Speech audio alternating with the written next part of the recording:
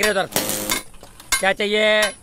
कुछ नहीं चाहिए, सुबह के 4 बज गए, अब कब तक काम खत्म होगा? आप भी ठीक कर रहे हो तो अभी तो हाथ में आए। पहले ये देखो, पहले तो सब लोग कहते थे कि मोदी जी जहां से चुनाव लड़ेंगे चारों तरफ की सीटें जीत जाएंगे।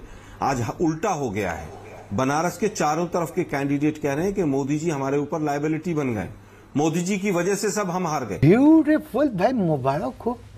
क्योंकि बनारस केंद्र बिंदु था और बनारस में मोदी जी की बहुत भयंकर नकारात्मकता थी और इसी नकारात्मकता की वजह से हम चारों तरफ हार गए। दूसरी बात, मोदी जी तो इतने कमजोर हैं कि 2014 में 2-2 सीटों से लड़े थे, तो मैं कहना लगूं कि वो भगोड़े हो गए वडोदरा से। क्या बोला तूने? वापस आता हूं, इन्होंने कहा सपनों में जी रहे। अरे भाई, सपनों में तो 10 साल तक पूरा देश जीता रहा। तो सपने तो आपने दिखाए थे 15 लाख से लेकर 100 स्मार्ट सिटी, बुलेट ट्रेन और 2 करोड़ रोजगार और किसान की आय दुगनी और पता नहीं कौन कौन से सपने दिखाए थे। लेकिन मैं भी और अंजना जी आप भी बनारस में रहे थे। बनारस की हालत ये थी कि जनता इतनी नाराज है, जनता इतनी नाराज थी कि मुख्य मुद्दों पर, जिस भी मुद्दे पर जिस भी व्यक्ति से बात की उसी ने कहा मोदी जी ने कुछ नहीं कराया। यहां तक कि बनारसी लोग ये कह रहे थे कि 2 सांसद प्रतिनिधि 10 साल में आए, वो भी दोनों गुजरात से आए। एक ने तो पूरा भ्रष्टाचार फैलाया, तांडव किया, वहां पर जमीनों का अंबार लगा दिया गंगा के किनारे। और दूसरी बात उन्होंने कहा कि बनारसियों को तो इस लायक भी नहीं समझा कि बनारस हिंदू यूनिवर्सिटी में वाइस चांसलर रख लें।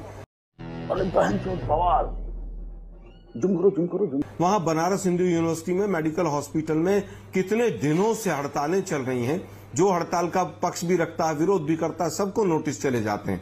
यहां तक के वहां पर विकास के नाम पर केवल और केवल मंदिर तोड़े गए और उन मंदिरों के तोड़ने के साथ साथ वो जितने पुजारी थे आज तक भी नाराज हैं।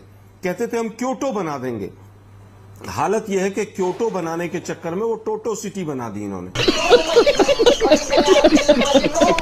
वहां पर आप जाइए, किसी भी गली में मोहल्ले में आपको 2 किलोमीटर चलना है, 2-2 घंटे लगते हैं। तो जो जड़ मूल समस्याएं थी बनारस की, एक प्रधानमंत्री लेवल के कद के व्यक्ति ने जब वहां पर नुमाइंदगी की 10 साल तक, तो वहां पर कुछ नहीं हुआ। यहां तक कि वो जो खजूर के पेड़ थे वो भी गुजरात से लाकर लगा दिए इन्होंने। वहां की जो मूल जो वनस्पति थी उसका भी इन्होंने पूरी तरह से उसको विनाश करने का काम किया। हम कह रहे हैं कि विकास किया होता, काम किए होते तो प्रशासन के दबाव में 33 लोगों के नॉमिनेशन आपको कैंसिल नहीं कराने पड़ते। श्याम रंगीला जैसा एक व्यक्ति जो केवल मिमिक्री करता है, हंसी मजाक करता, उसके ऊपर उसको वहां पर नॉमिनेशन नहीं भरने दिया गया।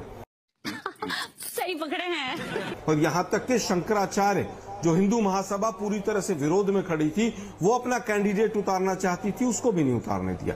तो प्रशासन का, धन बल का, हर तरह का दुरुपयोग हुआ।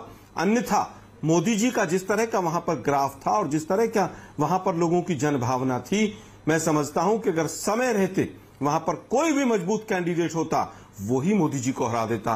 प्रियंका जी तो कम से कम 3 से 4 लाख वोटों से हराती हूँ। लवणे न भोजन